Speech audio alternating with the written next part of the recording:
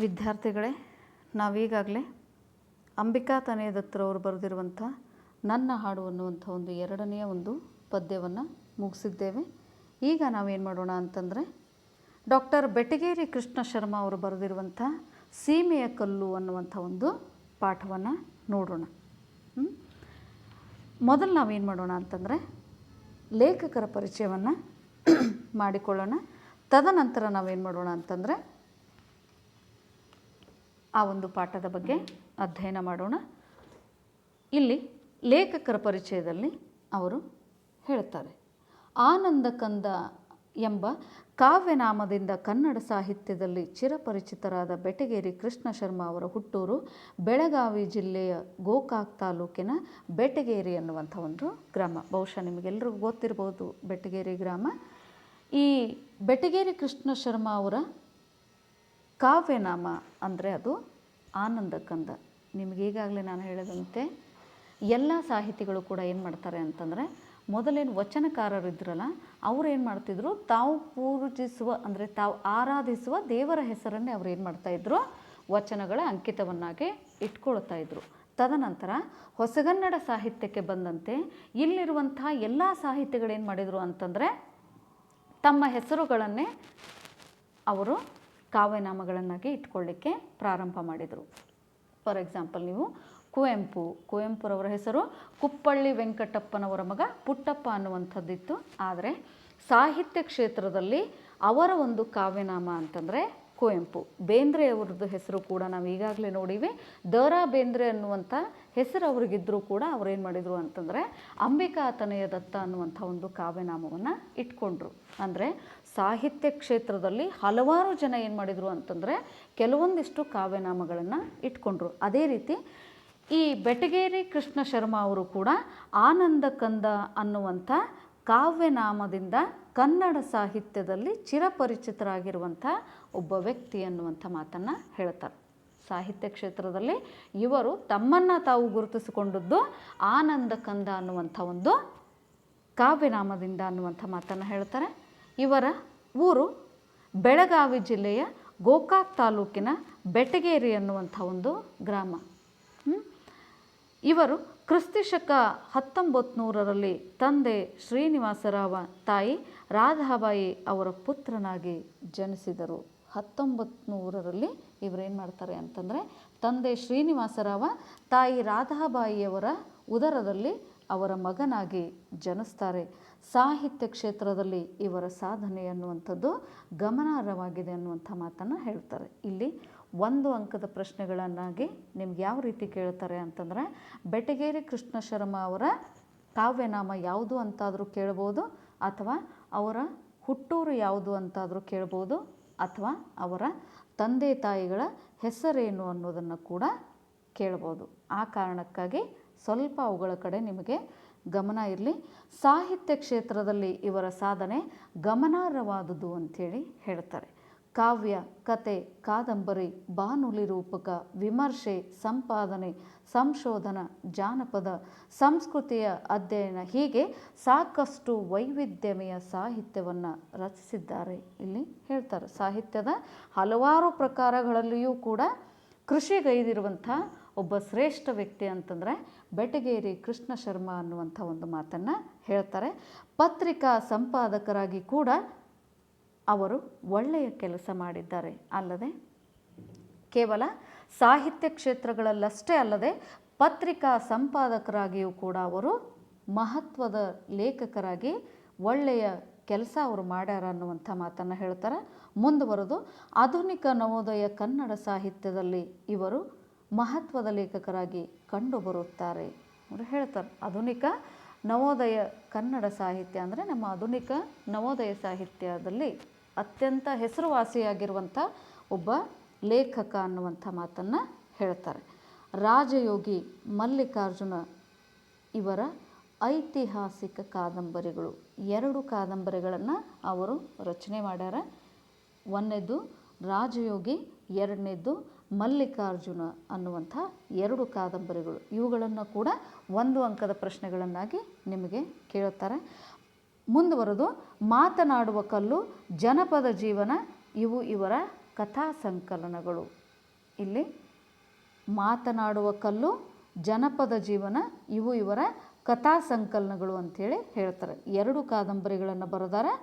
1ನೆಯ ಕಾದಂಬರಿ ಅಂತಂದರೆ ರಾಜಯೋಗಿ, 2ನೆಯ ಕಾದಂಬರಿ ಅಂತಂದರೆ ಮಲ್ಲಿಕಾರ್ಜುನ. ಇವು ಐತಿಹಾಸಿಕ ಕಾದಂಬರಿಗಳು, ಅಂದರೆ ಇತಿಹಾಸಕ್ಕೆ ಸಂಬಂಧಪಟ್ಟಿರುವಂಥ ಒಂದು ಕಾದಂಬರಿಗಳು ಅಂಥೇಳಿ ಹೇಳ್ತಾರೆ. ಆಮೇಲೆ 2 ಕಥಾ ಸಂಕಲನಗಳನ್ನು ಅವರು ರಚನೆ ಮಾಡ್ಯಾರ. ಅವು ಯಾವ್ಯಾವು ಅಂತಂದರೆ ಮಾತನಾಡುವ ಕಲ್ಲು, ಜನಪದ ಜೀವನ ಅನ್ನುವಂಥವು ಇವರ ಕಥಾ ಸಂಕಲನಗಳು.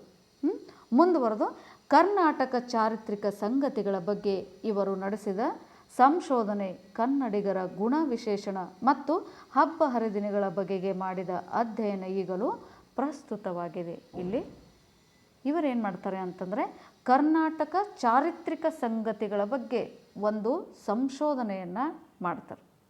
ಆ ಒಂದು ಸಂಶೋಧನೆಯನ್ನು ಮಾಡಿ ಅದರಲ್ಲಿ ಕನ್ನಡಿಗರ ಗುಣ ವಿಶೇಷಣ ಮತ್ತು ಹಬ್ಬ ಹರಿದಿನಗಳ ಬಗೆಗೆ ಅವರು ಸಂಪೂರ್ಣವಾಗಿರುವಂಥ ಒಂದು ಅಧ್ಯಯನವನ್ನು ಮಾಡ್ತಾರೆ. ಆ ಒಂದು ಅಧ್ಯಯನ ಈಗಲೂ ಕೂಡ ಪ್ರಸ್ತುತವಾಗಿದೆ, ಈಗಲೂ ಕೂಡ ಜನಮನ್ನಣೆಗೆ ಪಾತ್ರರಾಗಿದೆ ಅನ್ನುವಂಥ ಮಾತನ್ನು ಹೇಳ್ತಾರೆ. ಅಲ್ಲದೆ ಕನ್ನಡ ಜನಪದ ಕ್ಷೇತ್ರಕ್ಕೆ ಇವರು ಮೌಲಿಕವಾದ ಕೊಡುಗೆಯನ್ನು ಕೂಡ ನೀಡಿದ್ದಾರೆ ಅನ್ನುವಂಥ ಒಂದು ಮಾತನ್ನು ಹೇಳ್ತಾರೆ. ಇದಿಷ್ಟು ಲೇಖಕರ ಪರಿಚಯ. ಮುಂದುವರೆದು ಏನು ಮಾಡ್ತಾರೆ ಅಂತಂದರೆ ಈ ಒಂದು ಲೇಖನ ಪರಿಚಯ ಅಂದರೆ ಒಂದು ಕಥೆಯ ಪರಿಚಯವನ್ನು ಅವರು ಮಾಡಿಕೊಡ್ತಾರೆ. ಅಂದರೆ ಈ ಒಂದು ಕಥೆಯಲ್ಲಿ ಯಾವ ರೀತಿ ಒಂದು ವಿಚಾರಗಳನ್ನು ಅವರು ವ್ಯಕ್ತಪಡಿಸಾರ ಅನ್ನುವಂಥ ಒಂದು ಮಾತನ್ನು ಹೇಳ್ತಾರೆ. ಯಾವ ರೀತಿ ಅಂತಂದರೆ ನಮ್ಮ ಪೂರ್ವಜರಲ್ಲಿರುವ ನೈತಿಕ ಪ್ರಜ್ಞೆ ಎಂಥದ್ದು ಎಂಬುದೇ ಈ ಕಥೆಯ ತಿರುಳು. ನಮ್ಮ ಪರಂಪರೆಯಲ್ಲಿ ಹೆಣ್ಣಿಗೆ ಪೂಜ್ಯನೀಯ ಸ್ಥಾನವಿದೆ. ಹೆಣ್ಣಿನ ರಕ್ಷಣೆ ನಮ್ಮ ಸಮಾಜದಲ್ಲಿ ಒಂದು ಪ್ರತಿಷ್ಠೆ ಕೂಡ ಆಗಿತ್ತು. ಅವಳಿಗೆ ಆಪತ್ತು ಎದುರಾದಾಗ ಎಲ್ಲ ಹಂಗು ತೊರೆದು ರಕ್ಷಿಸುವ ಗುಣ ಈ ನೆಲದ್ದು. ಇಲ್ಲಿ ಹೇಳ್ತಾರೆ ನಮ್ಮ ಪೂರ್ವಜರಲ್ಲಿ ನೈತಿಕ ಪ್ರಜ್ಞೆ ಅನ್ನುವಂಥದ್ದು ಯಾವ ಮಟ್ಟದಲ್ಲಿತ್ತು ಅನ್ನೋದನ್ನು ಈ ಒಂದು ಕತೆ ಹೇಳ್ತಾ ಹೋಗ್ತದೆ.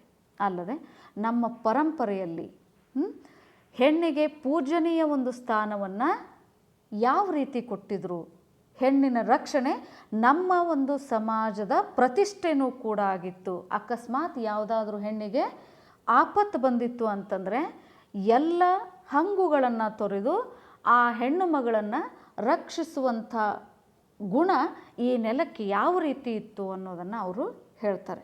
ಅಲ್ಲದೆ ಇತಿಹಾಸದಲ್ಲಿ ಅದಕ್ಕೆ ಸಾಕಷ್ಟು ನಿದರ್ಶನಗಳು ಸಹ ದೊರೆಯುತ್ತವೆ. ಇತಿಹಾಸದಲ್ಲಿ ನೋಡಿದ್ರಿ ಅಂತಂದರೆ ಅದಕ್ಕೆ ಸಂಬಂಧಪಟ್ಟಂಗೆ ಸಾಕಷ್ಟು ನಿದರ್ಶನ ಅಂತಂದರೆ ನಾವು ಉದಾಹರಣೆಗಳು, ಎಕ್ಸಾಂಪಲ್ಸ್ ಅಂತೇಳಿ ನಾವು ಅವುಗಳನ್ನು ಕರಿತೀವಿ. ಇತಿಹಾಸದಲ್ಲಿ ಇಂಥ ಹಲವಾರು ಘಟನೆಗಳನ್ನು, ಹಲವಾರು ಉದಾಹರಣೆಗಳನ್ನು, ಹಲವಾರು ನಿದರ್ಶನಗಳನ್ನು ನಾವು ನೋಡಬಹುದು ಅನ್ನುವಂಥ ಮಾತನ್ನು ಹೇಳ್ತಾರೆ. ಮುಂದುವರೆದು ಹೆಣ್ಣನ್ನು ಗೌರವಿಸುವುದು, ರಕ್ಷಿಸುವುದು, ಪೂಜಿಸುವುದಷ್ಟೇ ಮೌಲ್ಯ ಅಲ್ಲ, ಅವಳನ್ನು ಕೆಟ್ಟ ದೃಷ್ಟಿಯಿಂದ ನೋಡದೇ ಇರುವುದು, ಅವಳ ತಂಟೆಗೆ ಹೋಗದೇ ಇರುವುದು ಕೂಡ ಒಂದು ನೀತಿಯಾಗಿತ್ತು. ಇಲ್ಲಿ ಹೆಣ್ಣನ್ನು ಗೌರವಿಸುವುದು, ರಕ್ಷಿಸುವುದು, ಪೂಜಿಸುವುದಷ್ಟೇ ಮೌಲ್ಯ ಅಂಥೇಳಿ ಕರೆಸ್ಕೊಳ್ಳಂಗಿಲ್ಲ. ನಾವು ಹೆಣ್ಮಕ್ಳನ್ನು ಗೌರವಿಸ್ತೀವಿ ಅಥವಾ ಅವರನ್ನು ಯಾವುದೋ ಒಂದು ತೊಂದರೆಯಿಂದ ನಾವು ಅವರನ್ನು ಕಾಪಾಡ್ತೀವಿ ಅಥವಾ ನಾವು ಯಾವುದಾದ್ರೂ ಒಂದು ಹೆಣ್ಣು ದೇವರನ್ನು ನಾವು ಪೂಜಿಸಿದ್ದೀವಿ ಅಂದರೆ ನಾವು ಆ ಹೆಣ್ಮಕ್ಳಿಗೆ ಸಿಗುವಂಥ ಒಂದು ಮಾನ್ಯತೆಯನ್ನು, ಒಂದು ಶ್ರೇಷ್ಠತೆಯನ್ನು ನಾವು ಕೊಟ್ಟಿವಿ ಅಂಥೇಳಿ ಅದು ಅರ್ಥ ಆಗಂಗಿಲ್ಲ, ಅರ್ಥ ಅನಿಸ್ಕೊಳ್ಳಂಗಿಲ್ಲ. ಯಾಕೆ ಅಂತಂದರೆ ಅವಳನ್ನು ಯಾವುದೇ ಕಾರಣಕ್ಕೂ ಕೆಟ್ಟ ದೃಷ್ಟಿಯಿಂದ ನೋಡುವಂಥ ಒಂದು ಪ್ರಯತ್ನವನ್ನು ಮಾಡಬಾರ್ದು. ಅವಳ ತಂಟೆಗೆ ಹೋಗದೇ ಇರುವುದು ಕೂಡ ಒಂದು ನೀತಿಯಾಗಿತ್ತು. ಹಿಂದಿನ ಒಂದು ಕಾಲದಲ್ಲಿ ಹೆಣ್ಮಕ್ಕಳಿಗೆ ಅವ್ರದ್ದೇ ಆಗಿರುವಂಥ ಒಂದು ಸ್ಥಾನಮಾನವನ್ನು ಕೊಡ್ತಾಯಿದ್ರು. ಕೆಲವೊಂದಿಷ್ಟು ಕಾಲದಲ್ಲಿ ಹೆಣ್ಮಕ್ಕಳನ್ನು ಅತ್ಯಂತ ಕೀಳಾಗಿ ನಡೆಸ್ಕೊಳ್ತಾ ಇದ್ರು ಅನ್ನುವಂಥ ಒಂದು ಮಾತು ಕೂಡ ಇದೆ. ಆದರೂ ಕೂಡ ಕೆಲವೊಂದಿಷ್ಟು ಸಂದರ್ಭದಲ್ಲಿ ಆಕೆಗೆ ಸಿಗಬೇಕಾಗಿರುವಂಥ ಒಂದು ಗೌರವವನ್ನು ಅಲ್ಲಿರುವಂಥ ಎಲ್ಲರೂ ಕೂಡ ಕೊಡ್ತಾಯಿದ್ರು. ಅದಕ್ಕೆ ಸಂಬಂಧಪಟ್ಟಿರುವಂಥ ಎಷ್ಟೋ ಉದಾಹರಣೆಗಳನ್ನು ನಾವು ಈಗಾಗಲೇ ನೋಡೀವಿ. ಇಲ್ಲಿ ಹೆಣ್ಣನ್ನು ಕೆಟ್ಟ ದೃಷ್ಟಿಯಿಂದ ನೋಡಿದರೆ ಅಪರಾಧವಾಗುತ್ತಿತ್ತು. ಜನಪದರಲ್ಲಿ ಮೌಲ್ಯಗಳು ಎಷ್ಟು ಪ್ರಭಾವಿಯಾಗಿದ್ದವು ಎಂಬುದು ಈ ಕಥೆಯಲ್ಲಿ ಪರಿಣಾಮಕಾರಿಯಾಗಿ ಮೂಡಿ ಬಂದಿದೆ. ಇಲ್ಲಿ ಅವರು ಹೇಳ್ತಾರೆ ಏನು ಅಂತಂದರೆ ಕೇವಲ ಕೆಲವೊಂದಿಷ್ಟು ಸಂದರ್ಭಗಳಿದ್ದು ಅಂಥ ಒಂದು ಸಂದರ್ಭಗಳಲ್ಲಿ ಆ ಒಂದು ಸನ್ನಿವೇಶಗಳಲ್ಲಿ ಹೆಣ್ಣು ಮಕ್ಕಳನ್ನು ಅಂದರೆ ಸಮಾಜದಲ್ಲಿರುವಂಥ ಹೆಣ್ಣು ಮಕ್ಕಳನ್ನು ಕೆಟ್ಟ ದೃಷ್ಟಿಯಿಂದ ನೋಡಿದ್ರೇ ಒಂದು ದೊಡ್ಡ ಅಪರಾಧ ಆಗ್ತಾಯಿತ್ತು.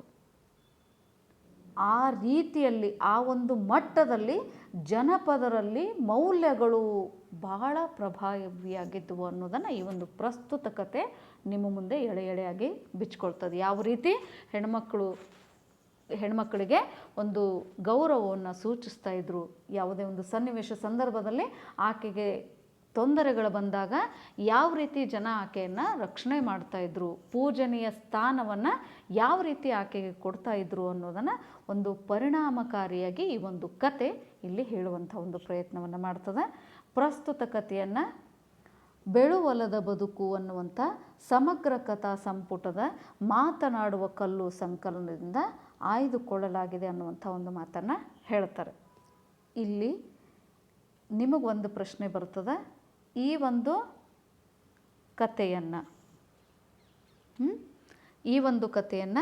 ಯಾವ ಸಂಕಲನದಿಂದ ಆಯ್ದುಕೊಳ್ಳಲಾಗಿದೆ ಅಂದರೆ ನಿಮಗೆ 1 ಅಂಕದ ಪ್ರಶ್ನೆ ಯಾವ ರೀತಿ ಕೇಳ್ತಾರೆ ಅಂತಂದರೆ, ಸೀಮೆಯ ಕಲ್ಲು ಅನ್ನುವಂಥ ಒಂದು ಕಥೆಯನ್ನು ಯಾವ ಕಥಾ ಸಂಕಲನದಿಂದ ಆಯ್ದುಕೊಳ್ಳಲಾಗಿದೆ ಅನ್ನುವಂಥ ಒಂದು ಪ್ರಶ್ನೆ, 1 ಅಂಕದ ಪ್ರಶ್ನೆ ನಿಮಗೆ ಬರ್ತದೆ. ಆಗ ನೀವೇನು ಬರೀರಿ ಅಂತಂದರೆ, ಮಾತನಾಡುವ ಕಲ್ಲು ಅನ್ನುವಂಥ ಒಂದು ಕಥಾ ಸಂಕಲನದಿಂದ ಸೀಮೆಯ ಕಲ್ಲು ಅನ್ನುವಂಥ ಒಂದು ಕಥೆಯನ್ನು ಆಯ್ದುಕೊಳ್ಳಲಾಗಿದೆ ಅಂಥೇಳಿ ನೀವು ಅದನ್ನು ಬರಿಬೇಕು.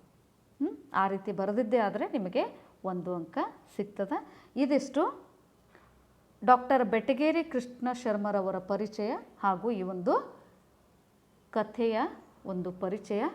ಮುಂದಿನ ಒಂದು ಕ್ಲಾಸ್ನೊಳಗೆ ನಾವೇನು ಮಾಡೋಣ ಅಂತಂದರೆ, ಆ ಒಂದು ಕಥೆಯನ್ನು ನಾನು ಹೇಳ್ತಾ ಹೋಗ್ತೀನಿ.